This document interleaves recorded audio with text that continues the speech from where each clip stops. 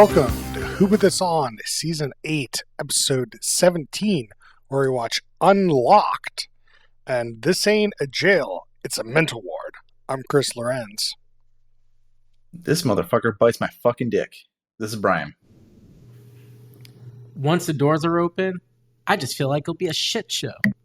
This is No Singer. Man, shit. I've been stabbing motherfuckers ever since. This is Max. I had that one written down too. Those are quotes from this week's show, but last week we watched something and I didn't pull up the poll. So, Wasn't cool. what do we watch this week? This week, at an Arkansas detention facility, a sheriff implements a radical social experiment to grant inmates more agency. That is Unlocked, a jail experiment on Netflix. I feel like that description doesn't really it doesn't tell you what's really going on here. I feel like, but Netflix always does that, right? Like, they always have the super short show description. And so, like, I'm always in a quandary for our Netflix shows. Like, do I go with the legit one, which is provided by Netflix and like that, or go try to dig up, something more colorful? I don't know. No, I think we should use their marketing material. We can explain what's going on. Yeah. But for what show do we watch? It's like whatever the marketing description is it's what I've always gone by, but it doesn't really matter. But before we get too deep into the show, last week we watched Conan O'Brien Must Go. We had a poll on Twitter at Who Put This On, and you guys voted today top third show. So tell us what you thought about this week's show on Twitter at Who Put This On, or not formerly known as Twitter, whatever you want to call it. Yeah. So Max, what really was this show? I'm going to use the words of the show in the first 2 minutes. No locks and no officers. We're going to open up all the doors and let you be a community. Yeah. Yeah. So it's kind of it's a very weird show. I don't know if it fits in any other category. More than mostly it's almost a documentary style, where you're following this prison. In this prison, they're changing the rules. This one unit they're 23 hours in lockdown, 1 hour out lockdown. So they're going to try this experiment where they just take all the guards out of the unit and let them roam free and let them be a community. And I can tell you this sounds like a terrible idea. I don't know. I imagine at first, but cage free, get them out, I think they can manage. I actually have faith. I have faith. There will be hiccups.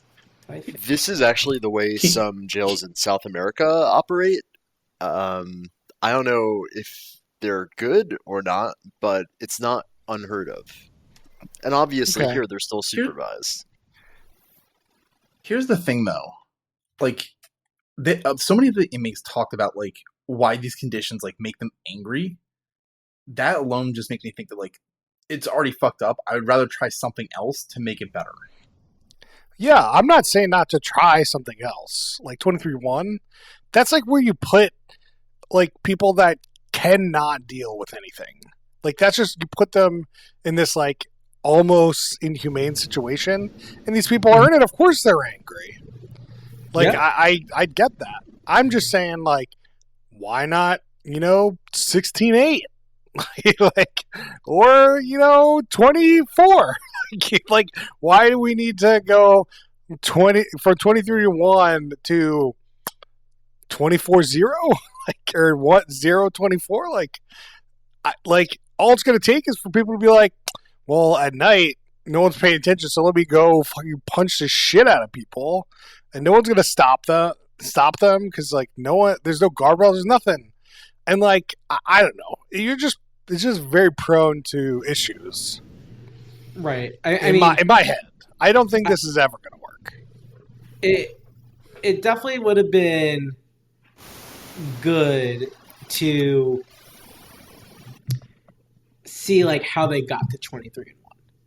Because I imagine that's not their starting point, right? There must have been something for the H unit with these people that, they were like in the process of going to final prison, right? Like they've been sentenced. So and people who are that is a good distinction, that these people are in jail, so they're not in prison. So jail is where you go to like wait for your court case, or you're waiting to be moved after your court case. So these aren't like your permanent positions. I had no idea there was a difference. There is a difference. Yeah. My dad is meant to be temporary, kind of, right? And prison's like long term, largely. Yeah, my dad worked at a jail. Oh, he worked in the kitchens. Is that like the right way to classify it though? Then, Chris, like jail, I think a short term. Yeah. Okay. Well, you could say short term, but it is by no means short. Oh, like how? Like how long you wait for your court case and how long your court case goes, and when you get out, they even said 50% of the people come back, and that's a very realistic statistic, because most people leave, they come back. So and they're going to be in the same county, they're going to go to the same county jail. So according to the Google, that's how they think about it, largely. That's like the jail, more short term, prison, more long term. There are some other dimensions, like the type of offense, misdemeanor versus felony, jurisdiction based, and level of security. Yeah, so this is felony based. So these are like some pretty hardcore people. Like these aren't like they had an ounce of pot on them or like whatever. These are people getting charged for murder and like possession, intent to sell, and like robbery with a gun, like all that kind of stuff. Whereas my dad worked at like the opposite, where it was like the ounce of pot jail. Yeah. So like a lot of those people had like work release and all that kind of stuff. So one thing I want to get into in the show is that the editing and pacing is some of the worst I've ever seen. It's so bad. Great. It's like, this is such an interesting idea. We spent a whole episode kind of doing nothing. Like, it's like the broad strokes of this episode are, okay, this is the prison. We meet one guy. This is the sheriff that wants to try this, and he announces it to the inmates. Here's another inmate, and then we spend the next episode like them gearing up for this thing to happen, and then the episode ends with and that's it happening. Yeah. Which, spoilers, I did watch the next like 20 minutes of the next episode. How did it compare? Pacing is still terrible. Shocker. They repeat themselves a lot. Like, a lot. Especially in the second episode. They were like, it's a real generational divide. Young versus old. Because the old guy that you met in this episode, the old black guy, Randy Randall? True story? Yeah, that guy. He gets all his buddies, which are all the old guys, to like follow rules and like yell at people for not following the rules, which makes complete sense. Like, obviously, they don't want to be stuck at 23-1. No one wants that. So anyone jeopardizing that, fucking get your shit in line, right? Like, it's not like you're going back to 16-8. You're going back to 23 hours in your cell going fucking crazy. Yeah. I think the one positive thing about this show, if it reaches the right audience, it's definitely a good deterrent if you weren't familiar enough with being locked up. It is not pleasant. Yeah, I mean, a lot of the talking heads with the inmates were like, yeah, I just want to go home. I just want to get out of here. I want to be with my family. And you're like, well, maybe you shouldn't have committed whatever well, we don't know if they've committed whatever, thing. They're all in there for smoking weed, Chris. It's funny because it's true. Well, we meet this one guy that this meth head that he tells a story of him trying to steal snakes from Petco or something, and it is bonkers. That story sounds like a trip itself. He's running from the cops, and he has a cobra wrapped around him and shit. Something about an iguana. I don't remember. He had an iguana in his left hand. It bit his dick. Yeah. He had an iguana in his left hand. He had a snake wrapped around him, and he had in his right hand he had a bag full of snakes, a pillowcase full of snakes, and he's trying to run out of there. And he's like, "Oh, the cops are coming!" So he tries to run out the back and gets his dick bit, and then the snake wraps around him, and then he can't breathe, and then the cops come and get him. Meanwhile, he said he was high on meth, and he was punching the cases to get in, punching glass to try to get these snakes, and it's just I'm just picturing this guy doing by far the best part of this show. It was pretty good. Yeah. Sounds like the craziest trip. It sucks that just some drug can make you feel like that, and it's oh, I'm a hero. No, you're not. Mm-mm. Yeah, this guy was named Eastside, by the way. And he had East on his left hand and Side on his right hand. Tattoos. Everyone has a crazy amount of tattoos in the show. Yeah. And these guys are crazy because they're they're telling these cameras that we got to hide this for the shakedown. And they're they didn't get any of my shit. They didn't get my tattooing gear. They didn't get all this shit. And I'm you definitely shouldn't have keep your tattooing gear. That requires a needle. You shouldn't be having a fucking needle, right? Yeah. I'm surprised they didn't capture that. You would think they would know how to find needles. But that seems like you a would pretty think. good test. I mean, the shakedown didn't seem camera. Well, so the camera guys got it. Did the camera guys report back? Hey, bro. I don't know. That's my core issue with the show. It incentivizes you to not be truly real. Interesting. So if you have something good hidden, you're not going to show that off to the fucking camera crew. That can be held against you in a court of law. Do you think he's bullshitting? I don't fucking know, man. Yeah. And he's a meth head, so what are the chances? You got a snifter there, Max? You got a little something? Yeah, you gotta be sniffed it. Sniffed it? I don't understand what a snifter is.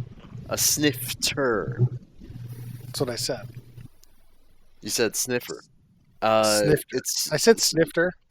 You put it up to your nose and you take a nice whiff, and you get you get the stuff going to your nose while you take a sip. For the audience, Max is drinking out of a whiskey glass. He's calling a snifter. Google it. Yeah. Just snifter. Have to do. Yeah. It's a little so this prison seems pretty dangerous. Half the people we see in the show have teardrop tattoos, which, from my understanding, is that they've murdered somebody. Is that what that's for? Yep. One tear is one murder. And people have multiple teardrops in this. Oh yeah. And they're just gonna let these people create a community. Yeah, that community is murdering all the people that they don't like. I don't know. So I think that comes to this question, and this is where I kind of side on I think it could work. And Max saying in South America or other countries they do this, right? I think so much of it is a cultural expectation, right? Like you're supposed to act a certain way. Like this is what you do in this place, and that's I mean, like I think this is definitely possible, but can people like get over that hump? Maybe not. That's a really big hump to get over. Big hump. I mean, I could see it working for like days, you know, maybe even for the whole duration of this like thing, because it's new, it's different. People don't want to lose their privilege, but like as soon as like somebody lets their guard down a little bit, like somebody's gonna die. Like it's gonna happen. Maybe. I mean, it's kind of funny. Like I think this is it's not exactly, but this is kind of a prisoner's dilemma. If you understand that reference a little bit. If you don't understand the reference, like you haven't been in high school. It means that I don't know. Did they teach that in high school? Prisoner's Dilemma. It's a popular game theory question. I don't know. Explain it. So, largely, if you act in your own self-interest, you might get the maximum outcome, right? Or a sub-maximal outcome. But you can more guarantee it because you're in control of that. You don't need anyone else's hold on. The way I've heard this talk is like there's two people. You have two options. You could snitch or you don't snitch. If you both snitch on each other, you both go to jail. It's bad for you. If you both don't snitch, you both don't go to jail. Or like you go to jail for a less amount of time. Like you go to jail for 2 years, but if you both snitch, you go to jail for 4 years. And if one of you snitches and the other one doesn't snitch, you get out free and the other person goes to jail for 8 years or whatever. Yeah, no, I think you go to jail longer. Yeah. So then the question is how much do you trust the other person? Can you trust them? Can you not trust them? Is it like, obviously you both shouldn't snitch, but then if somebody betrays you, then they can get off scot-free and you're in jail, right? Like, right. People always be snitching. So it's a common like game theory kind of question. Yep. Mm-hmm. Thanks, Chris. You're welcome. I think this was in the next episode, to be honest, but it's hard to tell whether the documentary's trying to be like a reality show because like there's this guy Miller that they introduce, and like everyone's like, "Oh, this guy sucks. I hate him." And it's like they're trying to create this drama around like, are they going to go and beat up Miller or not? And I'm not sure. Like, did the editors just kind of take something that really wasn't there and try to make it happen? Or were they about to beat this guy up? You know? I hope it's not the producers acting in there, because this show's already fucked up for a lot of reasons, and that just makes it even more fucked up. Well, I mean, it's probably fucked up because these people aren't going to get paid for being on the show, realistically. No. It feeds into the whole for-profit system that currently exists in America. So why aren't there more reality shows in prisons? I feel like there's a decent amount, no? I mean, for the fact that you don't have to pay the inmates, like, because, you know, it's legal to not pay people. Well, they're not in prison yet. They're in jail. I don't really know if that counts. But if they're in prison, you certainly don't have to pay them. Prison labor is cheap. So to get them in a reality show. Is it cheap or? Some people have a conscience. I assume they get some kind of payment. Usually it's like, usually they get paid like pennies, like under $1 an hour. Yeah. Which is not minimum wage. Let me see what it says. Yeah. Yeah. I'm sure you're interesting. Yeah, no, they get paid nothing. But 10 cents to 65 cents an hour. Oh my god. What the hell else happens in this fucking show? Let's see. We didn't talk about the sheriff. Sheriff Higgins. Sheriff fucking sucks. He likes to go down there and just talk down to these fuckers, and all he wants out of life is for other men to say, "Yes, sir." he gets off on that Yes, shit. sir. Yeah, I mean, Yes, sir. like, he tries to make this like argument that this is going to be better for them, and we're doing this for you, and all this crap, and I'm just like, I don't know, at the age of 36, I've come into the idea here that prisons in America are not trying to rehabilitate anyone. No, it's just there as punishment. You sit and you come out and you go back in because you didn't learn shit and we're not helping you. So, and like, not that the sheriff is like, that's what he wants, but that's, that's just what it is. And that's what it's going to be. Like, this whole like experiment isn't going to change that. Like, being an adult, treating you more as an adult isn't going to like change your outside prison life in any meaningful way. But he tries to make it seem like it is, which... Yeah, he definitely tries. But gives no arguments for what that is. No, he definitely, like, they make this scene seem like a Mighty Ducks. Like, he's definitely like a Gordon Bombay character. And, like, getting them all in, It's like, as a Flying V, we could do it together. But everyone's got to do their part. It was a bit much. Yeah. I mean, I just, like, don't see how you can make the argument this will help them outside prison. You're not giving them GEDs. You're not helping them find a job. You're not helping them find new friends. You're, like, literally helping them make more friends. Like... Right. That are not good for them. Or, most likely not good for them. I mean, what if it actually turns out to be a wonderful success? I don't know. I don't know what I do with my life, Max. Yeah, same. This show reminds me a lot of Prison Break season 3, I think. They go to like Panama. They get stuck at like a Panama prison. And this is like no holds bar prison kind of situation. Like I imagine this thing would probably roll into if there was like no one wasn't watching them like 24 hours a day. The show reminds me of Solitary on Fox. What was Solitary? Contestants are kept in round-the-clock solitary confinement for a number of weeks with the goal of being the last contestant remaining in solitary for a $50,000 prize. And at least check this social experiment. You should listen to our podcast. Choice. Yeah, social experiment. They could leave. What else? They want to get that sweet money. The experiment lasts 6 weeks. It's kind of the minutia I got. They found a shank when they were doing the teardowns. Looked pretty gnarly. I wouldn't want to get stabbed with that. No, that thing, like, you're getting rabies. Like, you're getting... Oh, yeah. Syphilis, typhoid, I'm still polio, shocked by the...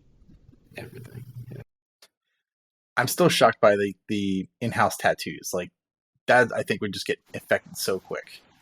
Oh, dude, people outside of jail also do stick and poke tattoos to themselves. Yeah.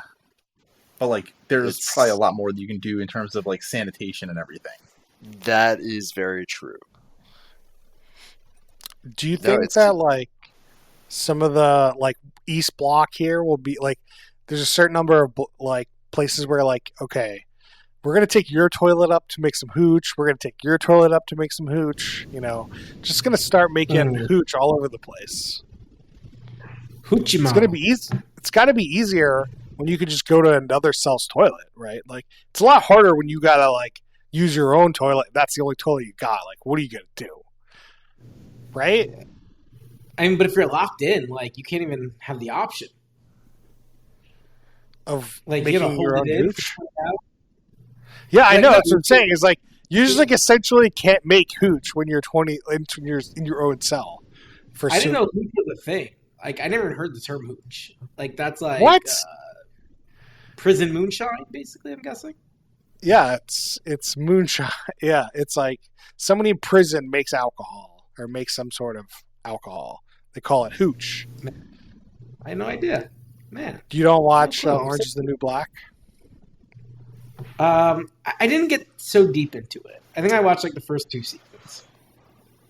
Man, season 1 was fine. Everything else after that, I'm on the outlier here. I liked that show. I thought it was fun. in general, Characters I don't like prison as a setting. I don't like it for reality. I don't like it for fiction. Just does nothing for me. So you don't want to go to jail. You don't want to go to prison, Max. No, I would kill myself out of boredom. Ooh. But What if they gave you books, Max? What's that? What if they gave you books?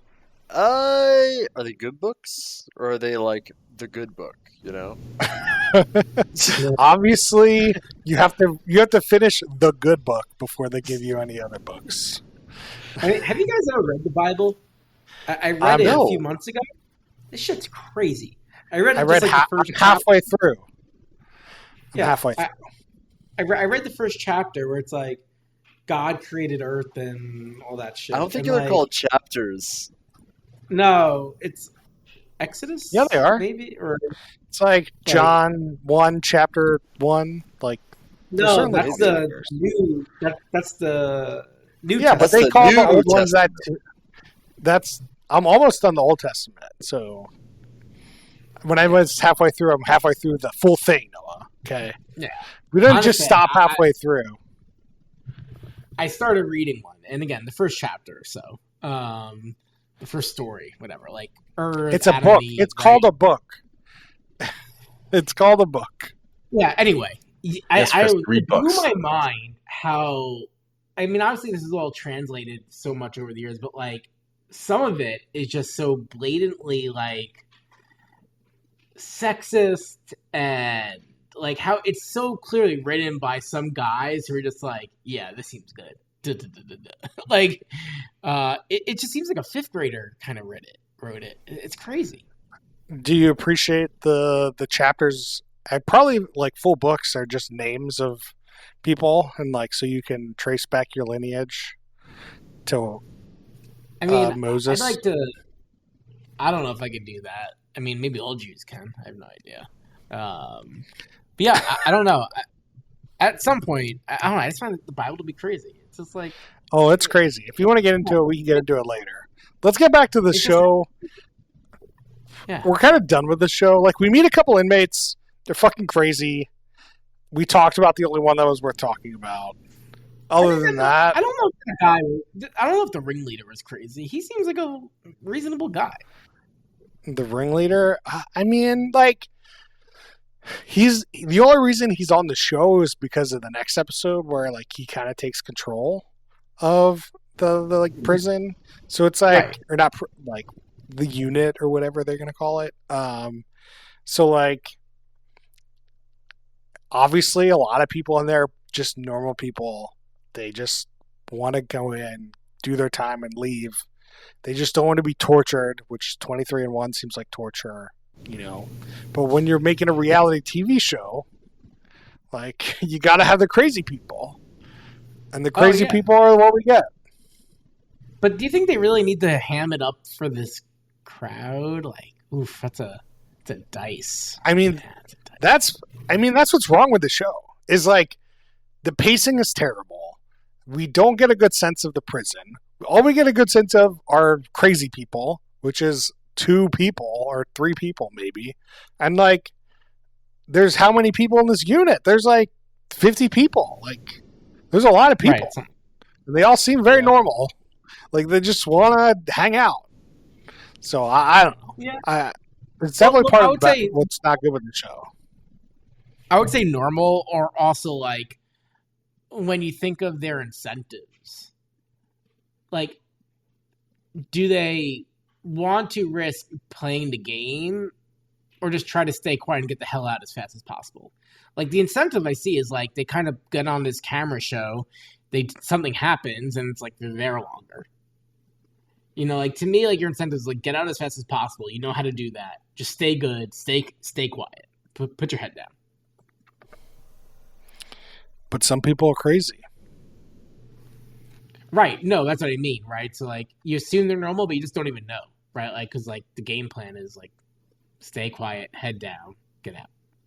Right. Don't play this nonsense unless the sheriff's like, hey, we're gonna reduce a year if you like play the game. Get on TV. If you get on this reality show, the number of minutes you're on is the number of minutes I take off your sentence. Right? Like, it's a real, like, I don't think like a total incentive alignment, right? Like, sure. Shaky. Fair. All right. Should we get into questions? Yes, Who's the please. worst human being? I don't know. What did you say, Brian? The sheriff for like just introducing this stupid experiment. I'm gonna go the guy with 9 teardrop tattoos. Tiny? Yeah. Teardrop guys probably. It's gonna be very hard to probably are leaking. Like, I agree with you, Brian, that the sheriff should be talked about. Like in terms of like we don't know his real like what he's really trying to get at here. If he really thinks this will help people, like sure. Like I like you can't fault the guy, right? But like his goal is to run that prison well. And if he thinks he's gonna run the prison better, he wants to try. Like I don't know. I can't see him as a bad money guy. for it. He's gonna be making money running that prison so well. Or like, is he just want this Netflix money to do a crazy prison experiment? I don't know. Because he's getting paid for sure. It's his prison. Yeah. Or jail. His jail. Would this show be better as a Quibi or TikTok? Yeah, because then it would be 5 minutes. Yep. I don't think so, but this show needs a much better editor. Like it's no good. I actually feel like this show is like a string of TikToks, kind of like. I'm not as hung up on the editing pacing of the show. I don't think that was relatively fine. You don't think the pacing was relevant to the show? I thought it was fine. I definitely didn't notice it, if anything. Yeah, I thought it was fine. But it does feel like very choppy in a little bit. I mean, maybe that's what you're talking about, where I could see it being like a series of TikToks. I'm out. I'm swiping. I'm swiping. All right. So, from last week's information, we assumed that Max watched the show at 1X. No. No, Noah, what do you think? No, he did. I'm just going to go a flat 1.5. I'm going to go with 1 because Max seems very upset. That's fair. I think Max really wants to watch the show at like 2X, but he watched it at 1X. We could change it to what would Max actually watch this at? I have the answer to all your questions, and everyone's a winner. I started the show on my TV at 1X, and then I moved to my computer where I can watch it at 1.5.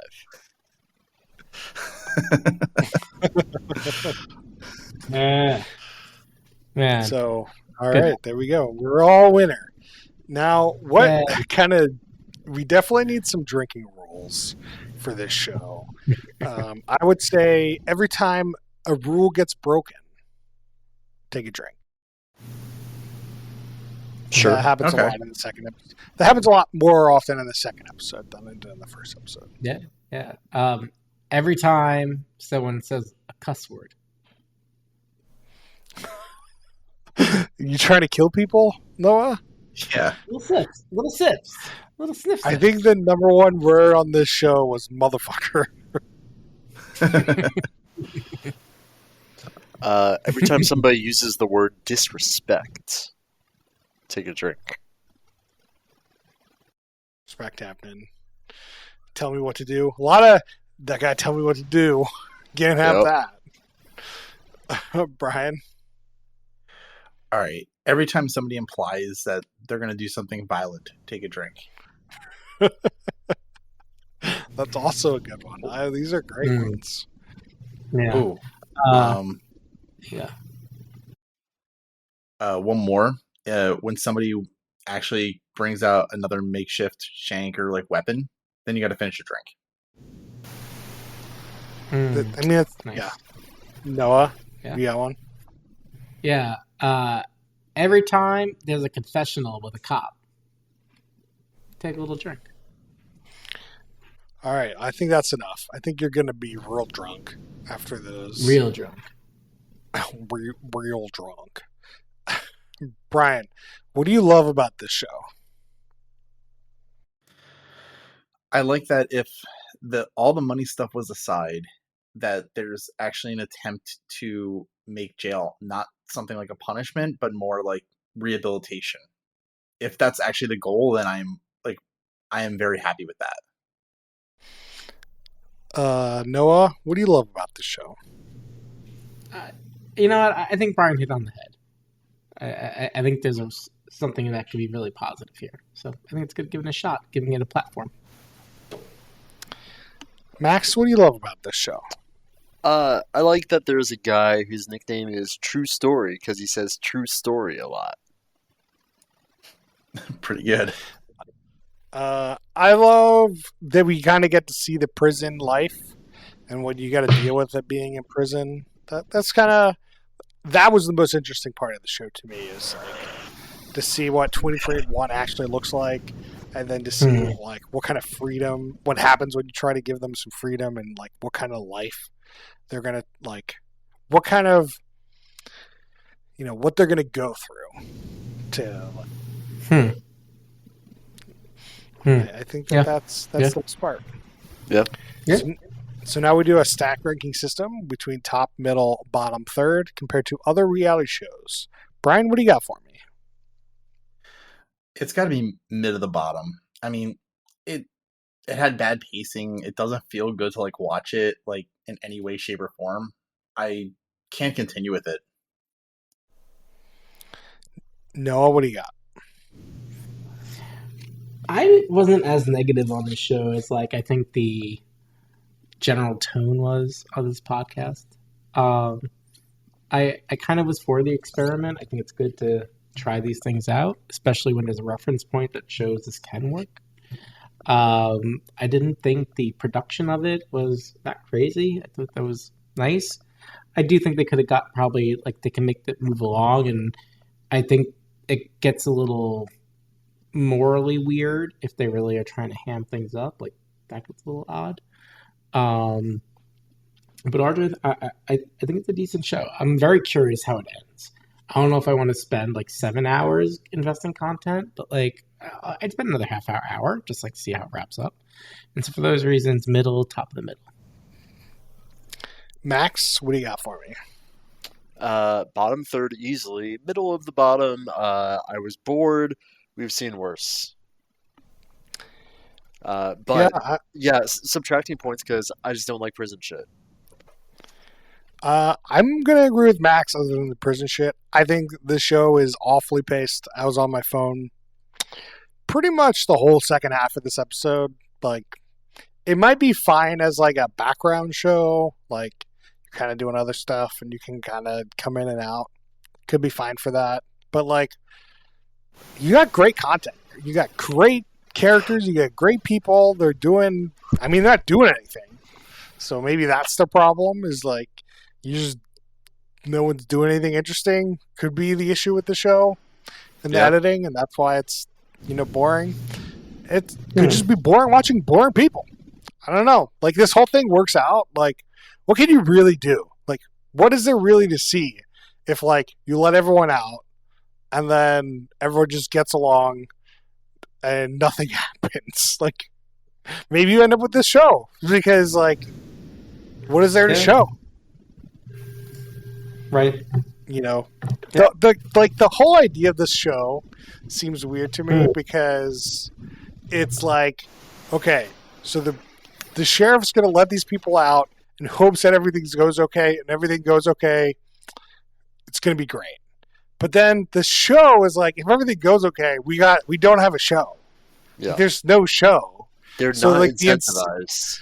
The incentive for the show is definitely not for everything to go okay. Right? Like, the incentives are very misplaced. So, tell us what you thought about the show on formerly called Twitter at Hoop of the Sun. We'll have a poll on Twitter. You can tell us what you thought about this show. And then I got a special update for everyone. We watched a show called MILF Manor. And MILF Manor is back. Oh. It's back, baby. And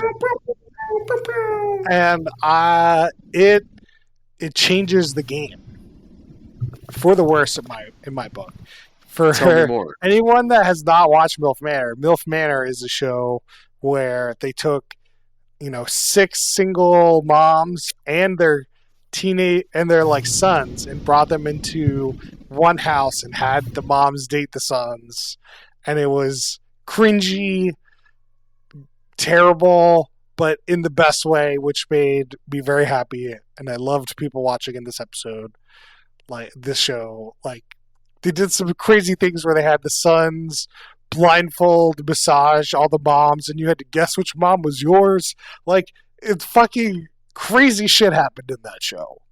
So MILF Manor season 2 comes out. I'm like all excited. Like, let's get this going. And there's no sons. They get to date real people, and I'm like, this is not the show I signed up for. This is not what I want. And then I turned it off. Because I don't want to... Like, could you imagine if you gender swap these? Like, no one's greenlighting that show. When... Chris, never say never. Yeah. It's like, let's have 50-year-old men date 20-year-old women. And let's see how this works. TV truly knows no bounds. I think it could happen. I mean, like a little bit like that sometimes. Well, it's not like, hey, come on 90 Day Fiancé and meet your fiancé. You come on that show with a fiancé. Yeah, that's true. Sometimes The Bachelor and some of these other dating shows are kind of like that, where like it's a mid-30s guy and they have a whole range of, women.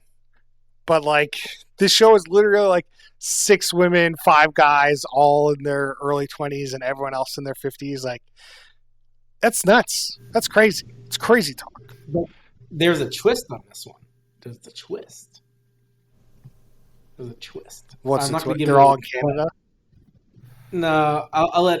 I mean, I just Googled MILF Manor 2, and it's like everywhere on it, but I don't want to spoil it, No, you should spoil it for me. Okay. Spoil it. So, twist. The young men, they're there with their dads, and it looks like they're both competing for the same pile of women. I don't know if pile of women is a correct term to use. I think it is. That's the official. That's a scientific term. No, what was the Romney thing? Like binders full of women? Yeah, binders. It's very similar to that. Yeah. At least I have learned to catch myself, but yeah, it's not fully clear, but like that's what it seems like the game is this time. Well, I watched half an episode and turned it off because I didn't. I think it's just weird. I don't want to see it. I didn't want to see that. So that's my update for this week. Brian, you have an update? You have any shout-outs for this week? I've continued to watch Vanderpump Villa with Katie, and obviously checked out the one with somebody that we know, and he spoke 0 words in that episode. Holy shit. That's funny. Wait, and always like in like the worst angles. It's just like you catch him in the back. Man, we didn't really go over who he knew, Brian. You have to tee this up. I mean, it's friend of friend that, like, visited Seattle. Like, we don't need to like out names, I think. But You didn't have to we bring knew it this up. person once. They were very wild. True. Friend of the pod. We got excited for it, and then it was just they did nothing, and they were in the background all the time. So they weren't really on. They were like the background. They weren't the featured guests on the show. Correct. They No, were a absolutely not. tertiary guest. They didn't get the discount. Noah, any shout outs? Yeah, I watched the show Griselda. It's not terribly new. It's like out for like maybe 2-3 months so far on Netflix. It's a limited series, as they call it. Oh yeah, with the girl from Modern Family. Modern Family. Yeah. It was enjoyable enough. Like, I definitely like the drug kingpin type drama series. So I'm definitely biased, but yeah, I would say enjoyable enough. Obviously very well, like very high production quality. Yeah. If you like Narcos, you like that stuff, you'll enjoy it. Yeah. Sorry, not girl, woman. She's Woman. I think she's the definition of woman. Yeah. Max? Good catch. Any shout outs, Max? Nothing this week. Not really. I'll briefly shout out Civil War. I saw the movie Civil War over the weekend. It was there's zero politics in this movie, really. You got to really dig in if you really want to dig into politics. It's very much an anti-war and civil war in this country, which some people are like, we have so many differences. I don't know if it's like it could happen or not happen, but like this movie is like, it's gonna be fucking shit if it happens. So like, think about it. It's civil war. It's very visceral. It's very it's very bloody.